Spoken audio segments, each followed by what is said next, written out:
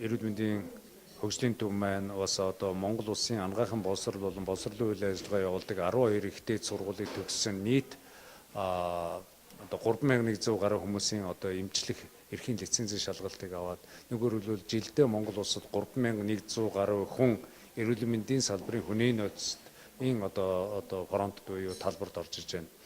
Хоёрт бол өнөөдөр бас ингээд биднүүд энэ эрүүл мэндийн салбарт ялангуяа улсын эмнэлгүүд байж байгаа сул ажлын тооны судалгаа хийгээд үзэхэд одоогийн байдлаар биднүүд 300 илүү гаруй одоо сул ажлын байр байна гэсэн одоо бидэнд мэдээлэл өгч байна. Тэгэхээр энэ төгсөгчд мөн одоо эрүүл мэндийн салбарын одоо үндсэн болон төрөлцсөн нарийн мэргэжлээ төгссөн одоо ажил хийж байгаа олон хүмүүсийг мөн өнөөдөр энэ шаардлагатай байгаа эмнэлгийн байгууллагуудын ажлын орон тоон дээр зуршлах үйл ажиллагаа өнөөдөр явуулж байгаагаа сонслогтой байна. За өнөөдөр Монгол улсад энэ ажлын орон тоонд сул байгаа байгууллагуудын одоо судалгааг үзэж байхад ялангуяа сувилахын чиглэл сувилагч бол одоо нэгэн тэргүүн шаардлагатай байгаа гэдэг бол одоо энэ судалгаагаар энэ байгууллагуудын ирээсэн хүсэлтийн дагуу гарч байна. Хоёрт бол одоо Монгол улсад бол эрүүл мэндийн салбарт эмч бол ерөнхийдөө хангалттай байна. Сувилагч бол одоо маш нэн тэргүүн шаардлагатай байгааг бас өнөөдрийн бас хийж байгаа үйл ажиллагаагаар бол бас бидэнд бас илэрхий мэдэгдэж байна. За ер нь бол Монгол улсын эрүүл мэндийн салбарын эмчилгээ үйлчилгээ чанартай өснө хэрэгжиж байгаа хэрэгцээтэй холбогдуулаад бол эмнэлгийн байгууллагад ялангуяа эмнэлгийн одоо шинээр орж байгаа болон эмнэлгийн тавьж байгаа одоо эмч эмнэлгийн ажлууд тавьж байгаа шаардлага бол одоо нэлээд өндөрсөж байгааг бол ерөнхийдөө амьдрал харагдаж байна тийм ээ.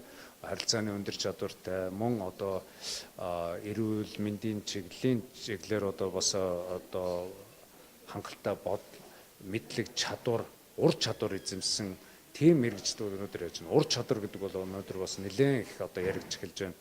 Бид нар бол мэдлэгтэй хүн болгоод одоо хүмүүс төгсгөөд байгаа боловч ур чадвар гэдэг асуудал бас өнөөдөр зайлшгүй шаардлагатай байна. Тэгэхээр энэ одоо бас хөдөлмөрийн зуршлах үйл ажиллагаан дээр ер нь бол бид нар ч гэсэн бас дараа анализ хийгээд үзэхэд бол энэ Монгол улсын анагаахын чиглэлээр үйл ажиллагаа явуулж байгаа улсын болон хувийн хвшлийн нийт 12 байгууллага магадгүй одоо бас өшөө олон шинэ анагаахын сургууль явуулж байгаа энэ байгууллагууд биднүүд бол өнөөдөр харилцаа хандлага дээр хөндлөг ёсон дээр дээрээс нь бас ур чадвар тодорхой хэмжээний одоо ур чадварууд эзэмссэн тийм мэрэгжилтэн. Тэгээ мөн дээрээс нь Монгол улсын зах зээл энэ шаардлагатай байгаа мэрэгчлүүдийг бэлдүүлэх хэрэгцээ гарч байгааг өнөөдрийн бас хөдөлмөрийн энэ одоо сул оронтой зуршлах өдрийн үйл ажиллагаа харуулж байна. Атган Баярын хайлуна.